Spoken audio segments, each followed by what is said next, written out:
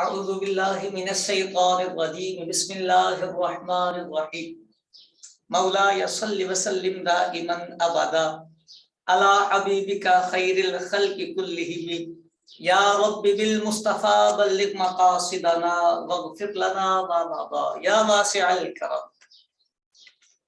آسان فہم عقائد کورس کی پہلی کلاس میں ہم حاضر ہیں۔ اللہ تعالی ہمارا آنا بیٹھنا سیکھنا سمجھنا سب اپنی کریم پاک بارگاہ میں قبول فرمائے، شرح صدر عطا فرمائے، علم نافع عطا فرمائے۔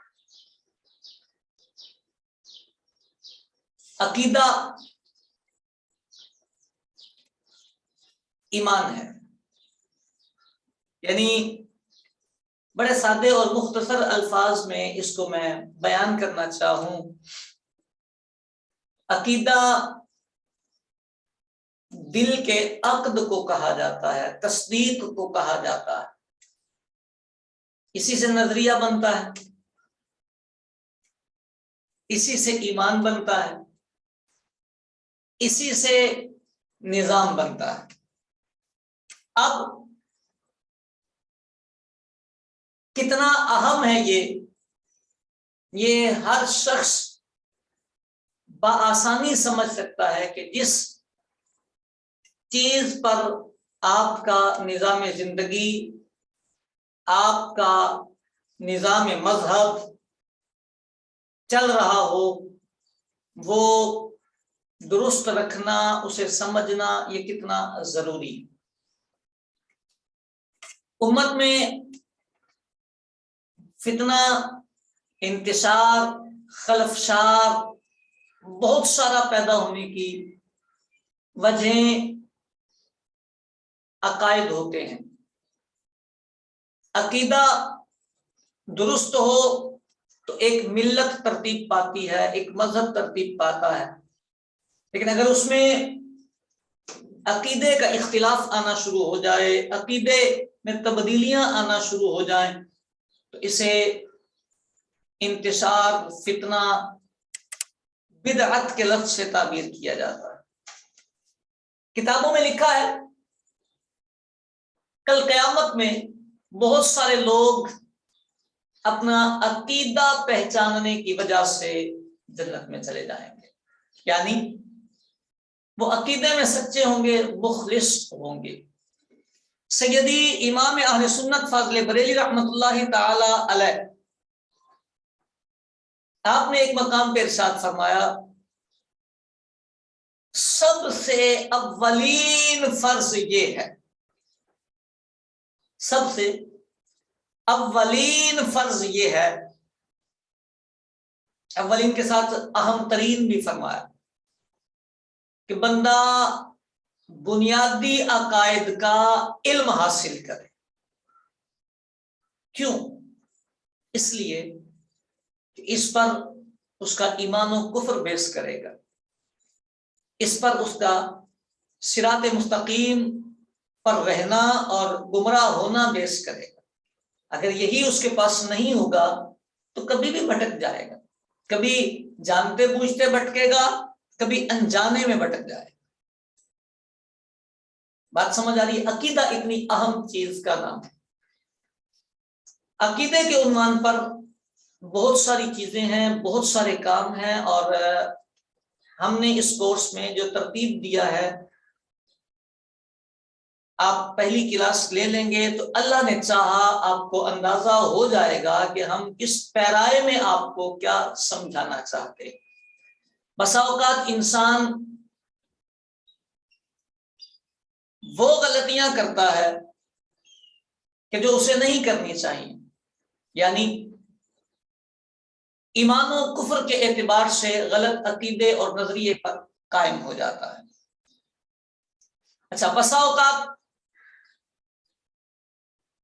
عقیدہ اس کا درست ہوتا ہے لیکن وہ ایمان و کفر کی بحث تک نہیں جاتا، لیکن ضد اور انانیت میں آ کر امت میں انتشار کا سبب بن جاتا ہے کہ جو مسئلے، جو عقیدے قابل اختلاف یا قابل بحث ہی نہیں، ان میں پڑ جاتا ہے بندہ۔ جب ان میں بھی پڑتا ہے تو یہ بھی ایک الجھن والی بات ہوتی ہے۔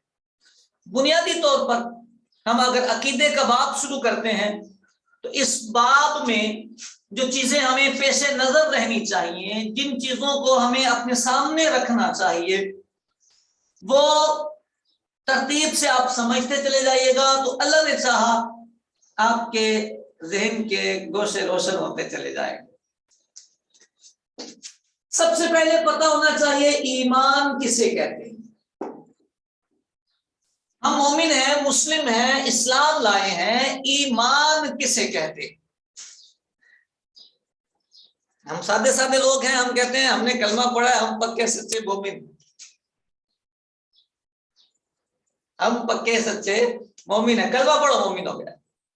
ایمان کی ڈیفینیشن ہے، ایمان کی تعریف ہے، اس کا خیال رکھنا ضروری ہے۔ کتابوں میں لکھا ہے کہ ایمان کہتے ہیں سچے دل سے ضروریات دین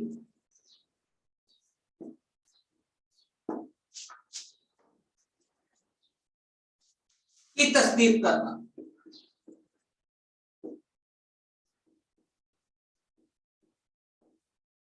ایمان اسے کہتے ہیں کہ کوئی بندہ سچے دل سے ضروریات دین کی تصدیق کرے، یہ ایمان ہوگا۔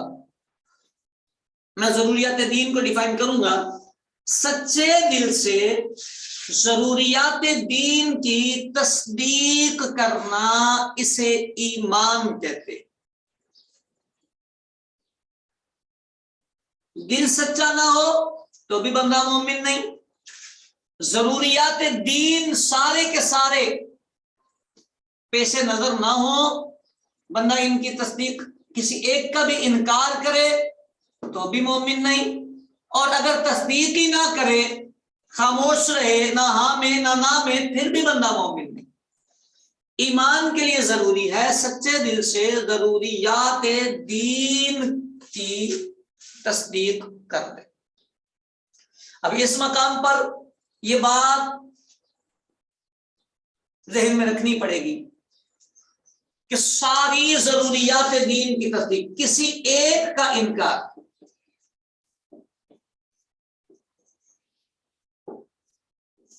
یہ کفر ہو جائے گا۔ یعنی ایک بندہ دیندار ہے، وضاقتہ بھی اس کی دین والی ہے، بولتا بھی ٹھیک ہے، پڑھتا بھی ٹھیک ہے، قرآن کی آیتیں بھی پڑھتا ہے، مذہب والا لبادہ بھی ہے، سب کچھ ہے، لیکن وہ کسی ایک ضرورت دینی کا انکار کرتا ہے، کسی ایک ضرورت دینی کا انکار کرتا ہے۔ یہ بات سمجھ آ رہی؟ کسی ایک ضرورت دینی کا اگر وہ انکار کرتا ہے تو وہ کفر میں چلا جائے گا، کافر ہو جائے گا۔ بعض دفعہ دل میں خیال آتا ہے کہ کفر اتنا ہی سستا ہے، کفر سستا نہیں، لیکن ایمان کی ایک باؤنڈری وال ہے، ایک لمٹ ہے، حد ہے۔ اگر کوئی بندہ اس حد کو پار کر کے باہر نکلے گا تو ہر عقل مند بندہ یہ سمجھتا ہے کہ اب وہ حویلی میں نہیں رہا، اب وہ ایمان کے دائرے میں نہیں رہا، باہر نکل گیا۔ جب اللہ رسول نے اس کے لیے دائرہ قائم کر رکھا ہے، شریعت مطہرہ نے ایک ضروریات دین کی تصدیق کرنے کا دائرہ قائم کر رکھا ہے، تو کسی ایک مقام پر بھی اگر وہ انکار کرے گا تو وہ کافر ہو جائے گا۔ سمجھ آ رہی؟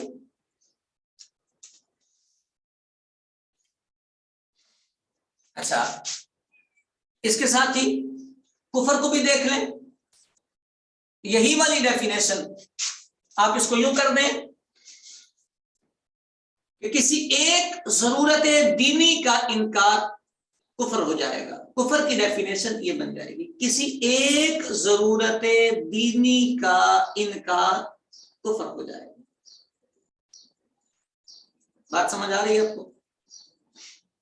مثال کے طور پر ایک بندہ نماز بھی پڑھتا ہے، روزے بھی رکھتا ہے، زکاتیں بھی دیتا ہے، حج بھی کرتا ہے، ارکان اسلام سارے پورے کرتا ہے، لیکن وہ نبی کریم صلی اللہ علیہ وآلہ وسلم کے خاتم النبیین ہونے کا منکر ہے، کافر ہو جائے گا۔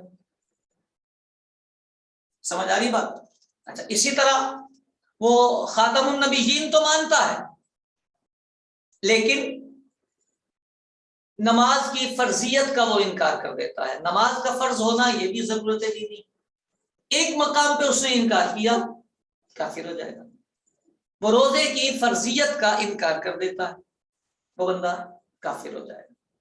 یعنی سارے کام اگر کوئی بندہ کر رہا ہے، کسی ایک کا انکار کرے گا تو یہ کفر ہو جائے گا. یہ ایمان و کفر کی ڈیفینیشن بڑے سادے پیرائے میں، ساری ضروریات دینی کی تصدیق کرنا یہ ایمان، اور کسی ایک کا بھی انکار یہ کفر ہوگا. سمجھ آ رہی بات؟ اب اہم بات، ضروریات دین کہتے کس کو ہیں جی؟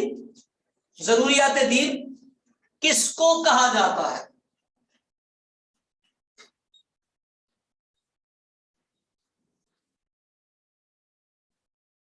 کیونکہ اسی پر ایمان اور کفر کی بیس ہے، تو یہ پتہ ہونا چاہیے ضروریات دین کسے کہا جاتا ہے.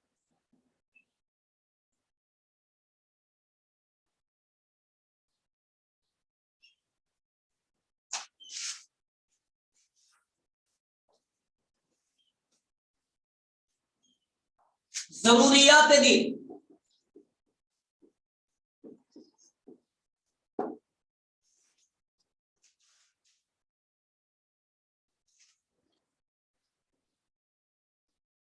قرآن پاک، احادیث طیبہ جو قطعی الثبوت اور قطعی الدلالت ہو، یعنی بڑے سادے لفظوں میں یوں کہوں، قرآن، حدیث، اجماع قطعی،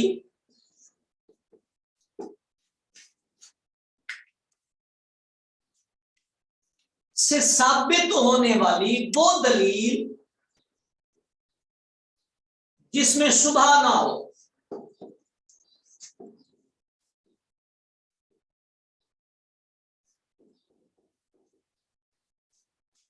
یعنی قرآن، حدیث، اجماع قطعی سے ثابت ہونے والی وہ دلیل جس میں کوئی شبہ نہ ہو، کوئی تعویل نہ ہو سکے.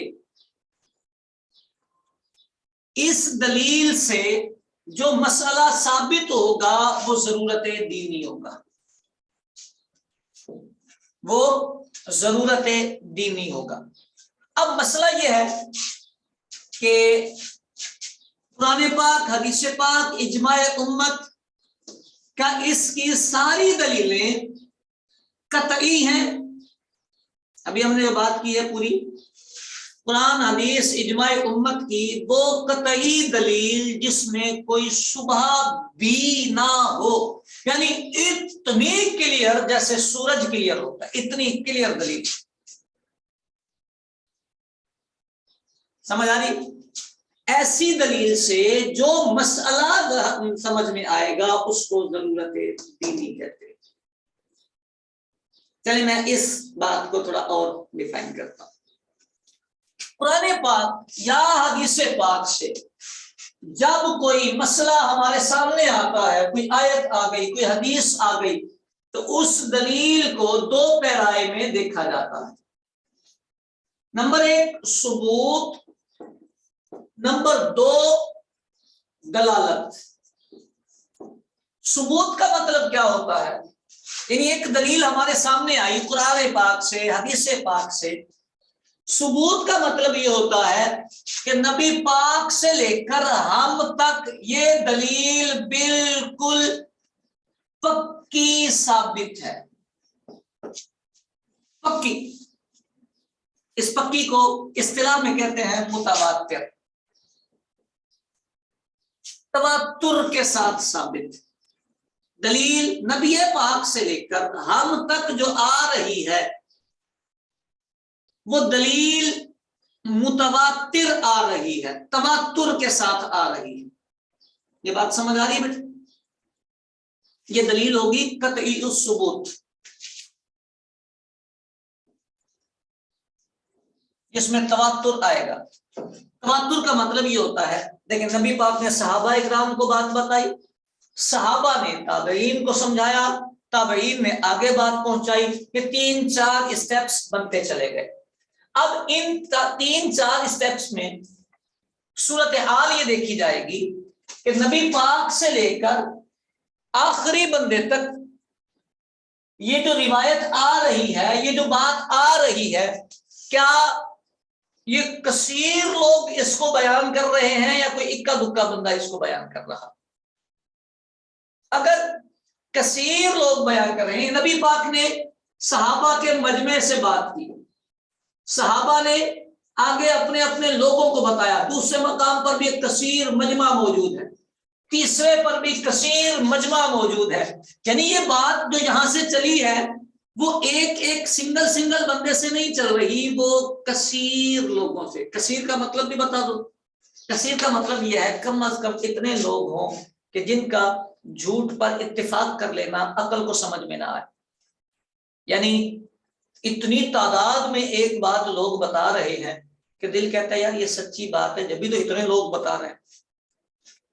کتابوں میں اس کا فگر الگ الگ لکھا ہے، کسی نے 8، کسی نے 15، کسی نے 20، کسی نے 70 تک کی بھی تعداد بتائی ہے، لیکن صحیح یہ ہے کہ موقع محل کے اعتبار سے، زمانے کے اعتبار سے، جگہ کے اعتبار سے یہ دیکھا جائے گا کہ اتنے لوگ جھوٹ بول سکتے ہیں یا نہیں۔ ایک ہی بات، سیم بات اگر کوڈ کی جا رہی ہے تو اتنے لوگوں کا جھوٹ پر جمع ہو جانا اور اس طرح جھوٹ بولنا یہ مشکل کام ہے، ہو نہیں سکتا۔ اگر یہ بات آ رہی ہے تو اس کا مطلب یہ کہ یہ سچی بات آ رہی ہے۔ اگر دلیل نبی پاک سے شروع ہو کر ہم تک پہنچنے میں متواتر ہو، اس کو کہتے ہیں یہ قطعی الثبوت ہے، اس کا ثبوت قطعی ہے، ٹھیک ہو گئی بات؟ لیکن ابھی یہ دلیل قطعی نہیں ہوئی۔ یہاں پر ایک بات اور یاد رکھیں، قرآن پاک سارا قطعی الثبوت ہے، قرآن پاک سارا قطعی الثبوت ہے، اس کا ثبوت سارا ہی قطعی ہے۔ اچھا، اور حدیثوں میں علل اختلاف، بعض نے ایک کہا، بعض نے 2 کہا، 1 یا 2 روایتیں قطعی ہیں، متواتر ہے، سوئی ٹھیک ہو گئی؟ اس کا مطلب 1 یا 2 روایتیں قطعی الثبوت ہیں، باقی جو روایات آئیں گی وہ ظنی الثبوت ہوگی، اس کو ظنی کہا جاتا ہے، ٹھیک ہو گئی بات؟ میں ضروریات دین آپ کو سمجھا رہا ہوں۔ ضروریات دین وہ ہوتی ہیں جو اس دلیل سے سمجھ میں آئیں، ثابت ہوں، جو قطعی الثبوت ہو اور قطعی الدلالت ہو۔ لفظ تھوڑا سا بھاری ہوگا آپ کے لیے، لیکن میرے خیال میں آپ کو یہ ذہن میں رکھنے والی باتیں ہیں۔ اتنی بات سمجھ آ گئی؟ اچھا، اب آپ کو پریشان ہونے کی ضرورت نہیں ہے، علماء نے یہ ساری چیزیں الگ کر کے رکھی ہوئی ہیں، آپ کو نکالنے کی ضرورت نہیں پڑے گی، آپ کو یہ چیک کرنے کی ضرورت نہیں پڑے گی کہ بھائی جان ہمیں کیسے پتا چلے گا کہ یہ متواتر ہے۔ تو وہ علماء نے لکھا ہوا ہے کتابوں میں، ساری چیزیں الگ الگ کر کے بیان کر دی گئی ہیں، یہ متواترن ثابت ہے، تواترن ثابت ہے۔ تو یہ ہو گیا۔ اب دلالت، آیت آ گئی یا حدیث آ گئی، تو حدیث آنے کے بعد اب یہ دیکھا جائے گا اس کا جو ترجمہ ہے، جو مطلب ہے، حدیث کے الفاظ وہ مطلب بالکل واضح بیان کر رہے ہیں، آیت کے الفاظ وہ مطلب اور ترجمہ بالکل واضح بیان کر رہے ہیں یا نہیں۔ اگر بالکل واضح مسئلہ ہو، کوئی اس میں گنجائش ہی نہ ہو، کسی شبے کی، کسی تعویل کی کوئی گنجائش نہ ہو، آپ کہیں گے قرآن کی آیتوں میں کیسے شبہ یا تعویل ہوتی ہے؟ ادھر والے پیرائے میں نہیں ہوتی، ثابت ہونے میں تعویل یا شبہ نہیں آتا، شبہ آتا ہے ترجمے اور مطلب میں۔ میں آپ کو بتاتا ہوں، قرآن پاک میں ارشاد فرمایا گیا یتربصن بانفسہن ثلاثۃ قروء۔ توجہ کریں گے آپ، یہ جو لفظ ہے نا قروء، قرآن کا لفظ ہے، یہ قطعی الثبوت ہے، اللہ نے بیان فرمایا ہے، قرآن میں آیا ہے، قرآن متواتر ہے، اس لیے یہ قطعی الثبوت ہے۔ لیکن اس لفظ کا یہ جو عربی کا لفظ ہے اس کے دو معنی ہے ڈکشنری میں.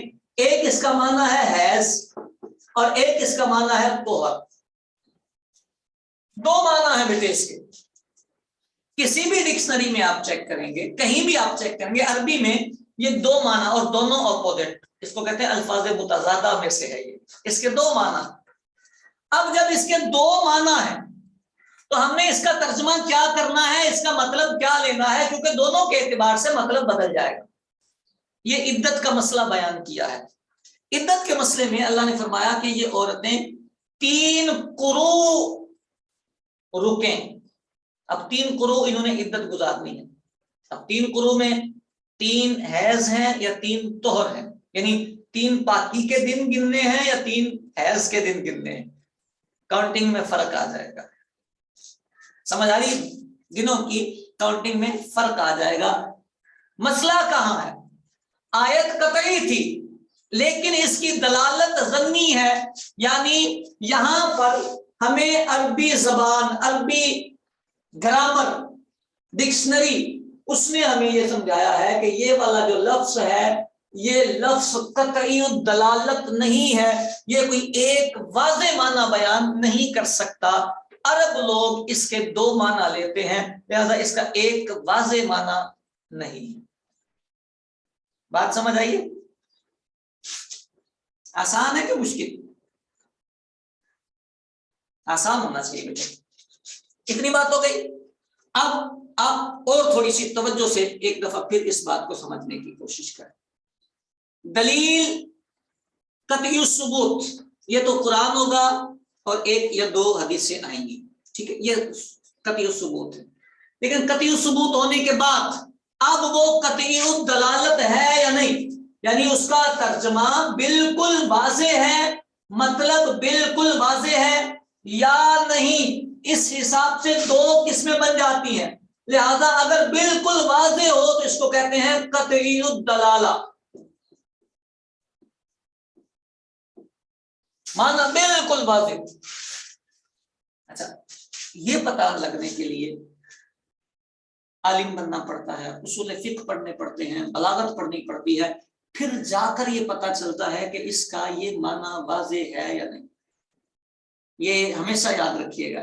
بعض سادے لوگ جو ہوتے ہیں وہ جب عقیدے کے عنوان پر باتیں کرنا شروع کرتے ہیں تو وہ ان معاملات سے بے خبر ہوتے ہیں, تو بڑے بڑے چھکے مار دیتے ہیں, بڑے بڑے چھکے مار دیتے ہیں. اب یہ لفظ تھا قروء, اس کا معنی حیض لینا ہے یا طہر لینا ہے, دونوں کا مسئلہ بالکل الگ الگ بن جائے گا. لیکن مسئلہ یہ ہے کہ یہ ڈیسائیڈ کون کرے گا. اب اگلی بات پہ ہم چلتے ہیں. ضروریات دین وہ چیزیں ہیں جو اس دلیل سے ثابت ہوں گی جو قطعی الثبوت بھی ہوگا, قطعی الدلالت بھی ہوگی. اگر قطعی الثبوت ہو, قطعی الدلالت نہ ہو تو پھر ضروریات دین میں بات نہیں آئے گی. اگر قطعی الدلالت ہو لیکن قطعی الثبوت نہ ہو تو پھر بھی ضروریات دین میں سے نہیں آئے گی. بات سمجھ آ گئی ہے؟ کوئی پتہ نہیں آئی ہے کہ نہیں. چلیں میں تھوڑی سی اور بات کرتا ہوں, اسی کو ایکسپلین کرتا ہوں, آپ کے لیے بہت ساری آسانی ہو جائے. آپ نے ایک لفظ سنا ہوگا صحیح حدیث.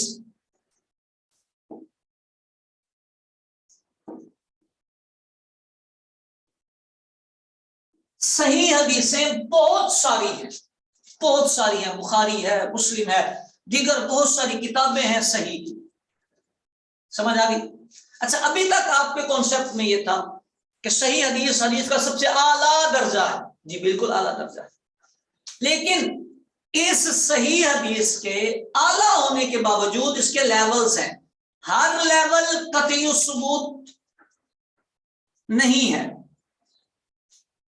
پھر قطعی الثبوت ہونے کے بعد بھی ہر صحیح حدیث قطعی الدلالت ہو یہ ضروری نہیں ہے. یہ بھی بات کھول کے کر دوں. چلے آ جائیں. حدیث صحیح, اس کا پہلا لیول ہوتا ہے متواتر, یہ قطعی الثبوت ہوتا ہے. دوسرا لیول ہوتا ہے مشہور، اس کو بھی کہتے ہیں یہ قطعی ہوتا ہے لیکن یہ شبہ والا ہوتا ہے، یہ بلا شبہ ہوتا ہے۔ نمبر 3 خبر واحد، یہ بھی خبر حدیث صحیح ہوتی ہے، یہ ضمنی ہوتی ہے بالکل۔ اب آپ جی تھوڑی سی توجہ کریں گے، آپ کے بہت سارے مسئلے اس ایک جملے سے حل ہو جائیں گے۔ صحیح حدیث ہے لیکن وہ متواتر کے لیول پر ہے تو اس سے ضروریات دین ثابت ہو جائیں گے اگر وہ قطعی الدلالت بھی ہوگی تو، لیکن حدیث صحیح ہے لیکن مشہور کے لیول پر ہے، ضروریات دین ثابت نہیں ہوں گے۔ ایمان اور کفر کی بات آپ نہیں کر سکیں گے، ایمان اور کفر کی بات آپ کو یہاں پہ کرنی ہے صرف ضروریات دین کے لیول پر، ٹھیک ہے۔ خبر واحد ہے حدیث صحیح، ہے حدیث صحیح لیکن خبر واحد ہے، آپ یہاں پر ایمان اور کفر کی بات نہیں کریں گے۔ سمجھ آ رہی بات؟ آپ کے بہت سارے مسئلے یہاں سے سیدھے ہوں گے، خاص طور پہ عقیدے کے باب پہ بہت سارے لوگ کفر و شرک کی مشینیں چلاتے ہیں، اس نے یہ کر دیا تو کافر ہو گیا، وہ کر دیا تو کافر ہو گیا، یہ کر دیا تو کافر ہو گیا، وہ کر دیا تو کافر ہو گیا۔ ایمان اور کفر آپ کو دلیلوں سے پرکھنا پڑتا ہے، اور میرے خیال کے مطابق ہم جیسے سادے لوگوں کو علماء اہل سنت سے وابستہ رہنا چاہیے، چھکے چکے نہیں مارنے چاہیے۔ ایمان اور کفر میں انتہائی احتیاط کرنی ہوتی ہے، کہتے ہیں جب تک نکلے ہوئے سورج کی طرح، چڑھے ہوئے سورج کی طرح کسی کی کفری بات واضح نہ ہو جائے تب تک حکم کفر نہیں لگایا جا سکتا۔ چونی جتنا بھی شبہ آ جائے، چونی جتنا شبہ بھی آ جائے کفر نہیں ہو سکتا، آپ کو کفر سے فتویٰ روکنا پڑے گا۔ بات سمجھ آ رہی؟ میں کبھی کبھی فیس بک پہ لوگوں کی توجہ دلایا کرتا ہوں، انہیں میں کہا کرتا ہوں، بڑے شدت پسند بعض اوقات لوگ ہوتے ہیں تو انہیں میں سمجھاتا ہوں ایمان اور کفر والی جو باتیں ہیں یہ باتیں اتنی ہلکی نہیں ہیں۔ آپ دیکھیں جو پڑھا لکھا طبقہ ہے علماء کا، مفتیان کرام ہیں، وہ کسی کی تکفیر کرتے ہوئے، کسی کے کفر کی بات کرتے ہوئے انتہائی محتاط رہتے ہیں، انتہائی محتاط۔ جو دارالافتاء والے ہوتے ہیں، ایک وہ لوگ ہوتے ہیں جو خطباء ہوتے ہیں، خطیب لوگوں کا الگ مسئلہ ہوتا ہے، اب ہم ان سے بحث نہیں کرتے، لیکن کتابوں والی قوم الگ ہے، پڑھنے پڑھانے اور تحقیق والی قوم، تو جن کا کام ہی فتوے دینا ہے وہ بھی کفر والا فتویٰ بڑی احتیاط کے ساتھ دیتے ہیں۔ اس لیے مجھے آپ کو اس میں بڑی احتیاط کرنی ہے۔ مجھے امید ہے ضروریات دین میں ایک کانسیپٹ آپ کا کلیئر ہوا ہوگا، ایسا ہی ہے؟ اگر آپ کہیں تو تھوڑا سا میں آگے چلوں؟ جی چلتے۔ اب ضروریات دین میں بہت ساری چیزیں آتی ہیں، ضروریات دین میں بہت ساری چیزیں آتی ہیں۔ مثال کے طور پر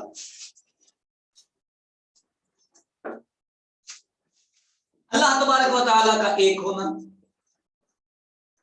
یہ ہم عقیدوں پہ جائیں گے جب ڈیٹیل میں تو باتیں کرتے جائیں گے اور آپ کو سمجھاتے چلے جائیں گے، آپ نے بس پھر سمجھتے چلے جانا ہے کہ یہ چیزیں ضروریات دین میں آتی ہیں۔ اللہ کا ایک ہونا، اللہ کا علیم ہونا، اللہ کا قدیر ہونا، اللہ کی صفات ہونا، اللہ کا لا شریک ہونا، واجب الوجود ہونا، یہ ساری چیزیں جو ہیں یہ ضروریات دین میں سے ہیں۔ اسی طرح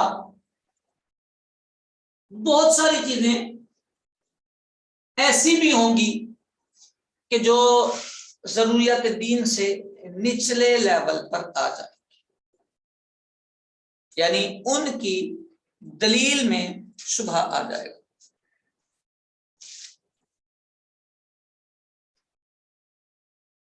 ٹھیک ہے، جب ہم ضروریات دین کے لیول سے نیچے آئیں گے تو دوسرا لیول بنتا ہے ضروریات مذہب اہل سنت۔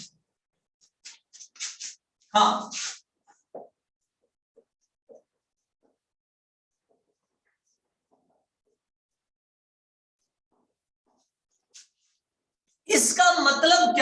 اس کا مطلب یہ ہوگا، دیکھیں یہاں پر اگر انکار آئے گا تو بندہ کافر ہو جائے گا، بندہ کافر ہو جائے گا، لیکن یہاں پر انکار کرنے سے کافر نہیں ہوگا، گمراہ ہوگا، بددین ہوگا۔ اس کو گمراہ بددین کہا جاتا ہے، اس کو کافر کہا جاتا ہے۔ اگر کوئی بندہ ضروریات دین کا انکار کرے تو وہ کافر ہو جاتا ہے، اور اگر کوئی بندہ ضروریات مذہب اہل سنت کا انکار کرے تو گمراہ بددین ہوتا ہے۔ یہ ضروریات مذہب اہل سنت کے لیے دلیل کیا ہوتی ہے؟ اس کی دلیل یہ ہوتی ہے کہ یہ دلیل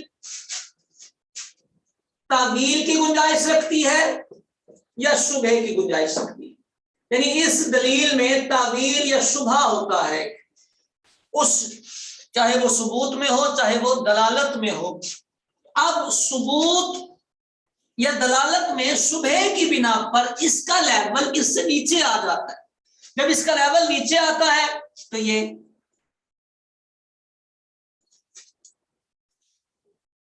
ضروریات مذہب اہل سنت میں سے آ جاتا ہے۔ اب سوچنے کی بات یہ ہے کہ گمراہ بددین کا مطلب کیا؟ گمراہ بددین کا مطلب یہ ہے کہ وہ مذہب اہل سنت سے خارج،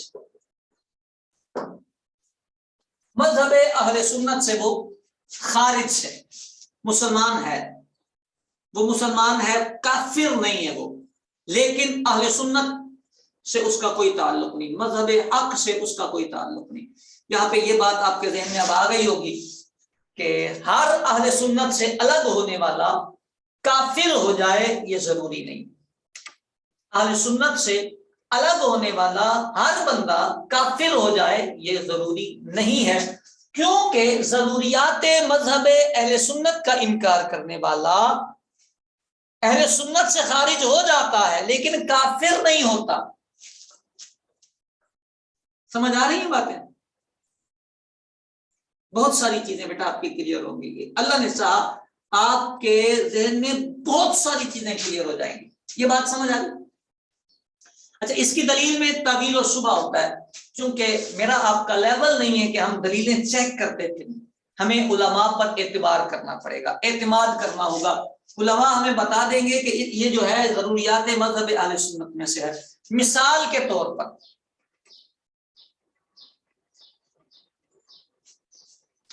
عذاب قبر،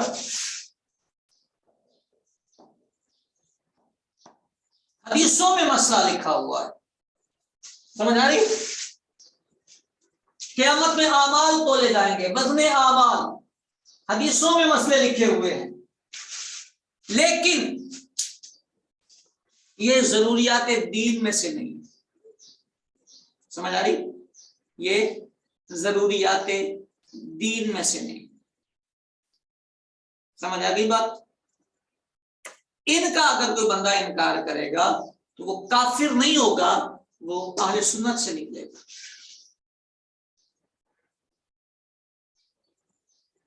مذہب اور دین اسلام ہے اور مذہب اہل سنت تعبیر کیا ہے، سمجھ آ رہی بات؟ سمجھنے کے لیے ہمیں اتنا کافی ہے، باقی دیکھیں لفظوں کی بحثیں تفصیل میں نکل جاتی ہیں، وہ لفظی اختلاف ہوتا ہے، اصل چیز ہوتی ہے کہ وہ کانسیپٹ کلیئر ہو جائے۔ اسلام دین ہے، اسلام سے باہر نکلے گا تو بندہ کافر ہو جائے گا، مذہب اہل سنت سے باہر نکلے گا تو بندہ کافر نہیں ہوگا، اہل سنت میں نہیں رہے گا۔ ٹھیک ہو گئی بات؟ ہاں جی، اچھا یہ لیول ہو گیا ہمارا ضروریات مذہب اہل سنت۔ اس سے اگلا تیسرا اسٹیپ ثابتات محکمہ۔